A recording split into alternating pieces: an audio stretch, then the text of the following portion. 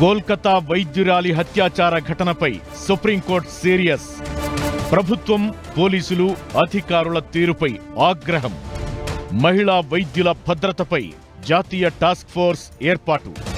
దేశవ్యాప్తంగా సంచలనం సృష్టించిన కోల్కతా వైద్యురాలి హత్యాచార ఘటనపై దేశ అత్యున్నత న్యాయస్థానం తీవ్ర ఆందోళన వ్యక్తం చేసింది. ఈ కేసును సుమోటోగా స్వీకరించిన సుప్రీంకోర్టు విచారణ జరిపింది. దారుణం చోటు చేసుకున్న RG Kar medical college principal తీరుపై మండిపడింది. అంత ఘోరం జరిగితే ఆత్మహత్య అని ఎలా చెప్పారంటూ సూటిగా ప్రశ్నించింది. అంతేకాదు, కొన్ని మీడియా సంస్థలు బాధితురాలి ఫోటో, పేరును ప్రచురించడంపై తీవ్రంగా ఆగ్రహించింది.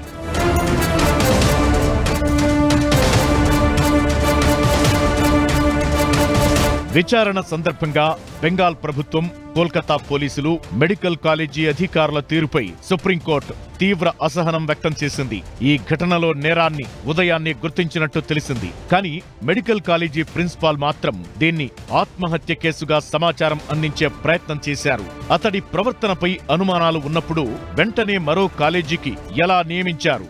ఎఫ్ఐఆర్ నమోదు కూడా ఆలస్యమైంది. మధ్యాహ్నం 1:45 నుంచి 4 గంటల మధ్య శవ పరీక్ష పూర్తయింది. కానీ మృతదేహాన్ని అంత్యక్రియలకు అప్పగించిన 3 గంటల తరువాత, అంటే రాత్రి 11:45 ఎఫ్ఐఆర్ ను ఎందుకు నమోదు చేయాల్సి వచ్చింది? ఆస్పత్రి అధికారులు, కోల్కతా పోలీసులు అప్పటిదాకా ఏం చేస్తున్నారు? మృతదేహాన్ని చూపించేందుకు తల్లిదండ్రులు గంటల పాటు వేచి చూసేలా ఎందుకు చేశారు? ఇలా పలు అంశాలపై సిజేఐ జస్టిస్ డివై చంద్రచూడ్ నేతృత్వంలోని ధర్మాసనం ప్రశ్నించింది. ఈ కేసు దర్యాప్తు స్టేటస్ రిపోర్ట్ను ఆగస్టు 22 నాటికి సమర్పించాలని కోర్టు సిబిఐని ఆదేశించింది. మహిళలకు ఉద్యోగాలు చేసే చోట కల్పించాల్సిన భద్రతపై సుప్రీంకోర్టు ఆందోళన వ్యక్తం చేసింది. యువ డాక్టర్ల భద్రతకు జాతీయ టాస్క్ ఫోర్స్ ను ఏర్పాటు చేసింది. మహిళలు ఉద్యోగాలకు వెళ్లే పరిస్థితి లేకపోతే, పనిచేసే ప్రదేశంలో భద్రత లేకపోతే వారికి సమానత్వాన్ని నిరాకరిస్తున్నట్లే.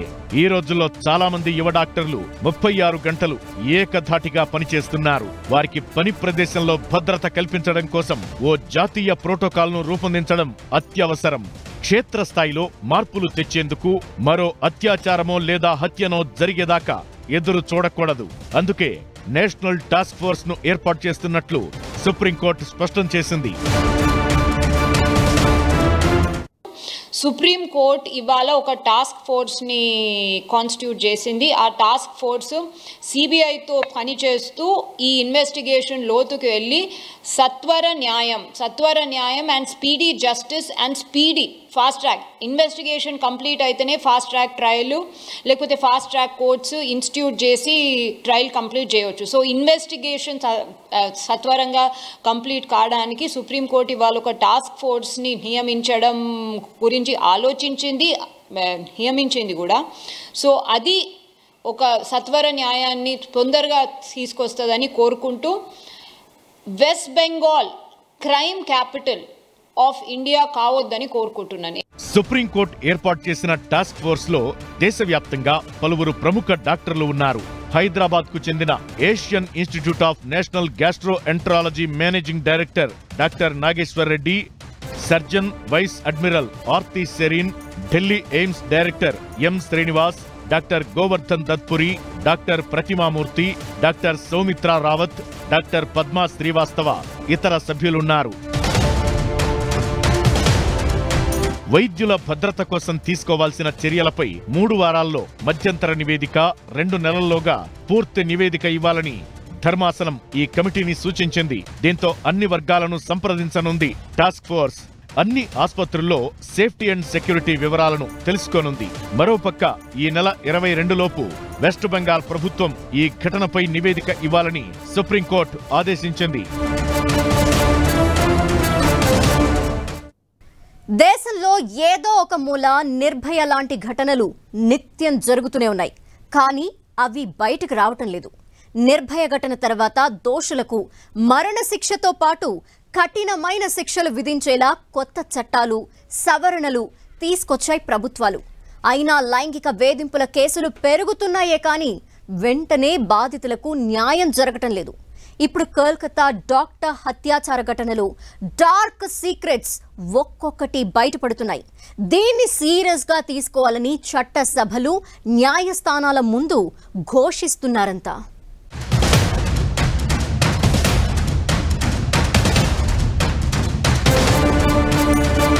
ఆగస్టు 9 రాత్రి పశ్చిమ బెంగాల్ ఆర్జీ కార్ మెడికల్ కాలేజీలో జూనియర్ డాక్టర్ 36 గంటల నైట్ షిఫ్ట్లో ఉంది. సెమినార్ హాల్లో విశ్రాంతి తీసుకుందామని వెళ్లి ఉదయానికి శవమై కనిపించింది. 2012లో ఢిల్లీలో నిర్భయ ఉదంతాన్ని ఈ దుర్ఘటన గుర్తు చేస్తోంది. కదులుతున్న బస్సులో సామూహిక అత్యాచారం, తీవ్రమైన గాయాల కారణంగా ప్రాణాలతో పోరాడిన నిర్భయ 2 వారాల తరువాత కన్నుమూసింది. ఈ ఘటనలో కన్నుమూసింది ఫిజియోథెరపీ ఇంటర్న్ చేస్తున్న అమ్మాయి. ఇప్పుడు కోల్కతాలో హత్యాచారానికి గురైంది జూనియర్ డాక్టర్. దీంతో దేశవ్యాప్తంగా జూనియర్ డాక్టర్ల భద్రతపై తీవ్ర ఆందోళన వ్యక్తమవుతోంది. ఆగ్రహం కట్టలు తెంచుకుంటోంది. ఒక్క వైద్య రంగంలోనే కాదు, చాలా ప్రదేశాల్లో పనిచేసే చోట్ల లైంగిక వేధింపులు, అత్యాచారం, హత్యలు జరుగుతూనే ఉన్నాయి. కానీ ఫిర్యాదులు, కేసుల విచారణ వాయిదాలతోనే కాలం గడిచిపోతోందే తప్ప వేగంగా న్యాయం జరగడం లేదనే ప్రశ్నలు తలెత్తుతున్నాయి. పని ప్రదేశాల్లోనే కాదు, స్కూళ్లు, కాలేజీలు, ఇతర విద్యా సంస్థల్లోనూ లైంగిక వేధింపులు, అత్యాచారం, హత్యలు దేశంలో నిత్యం జరుగుతున్నవే. అంతెందుకు, ఓ పక్క సుప్రీంకోర్టు కోల్కతాలో డాక్టర్పై హత్యాచారం కేసు విచారణ జరిపిన రోజే మహారాష్ట్ర థానేలో బాలికలపై లైంగిక వేధింపుల ఇన్సిడెంట్ కుదిపేసింది. మహారాష్ట్ర బద్లాపూర్లో ఓ పాఠశాలలో 4 ఏళ్ల 2 బాలికలపై ఒక స్వీపర్ లైంగిక వేధింపులకు పాల్పడ్డాడు. టాయిలెట్లలో అసభ్యకరంగా ప్రవర్తించాడు. ఆ చిన్నారులు స్కూల్కు వెళ్లాలంటేనే భయపడేలా చేశాడు. దీంతో థానేలో రైల్వే ట్రాక్లపైకి వచ్చిన నిరసనకారులు కదం తొక్కారు. రైళ్లను ఎక్కడికక్కడ ఆపేశారు.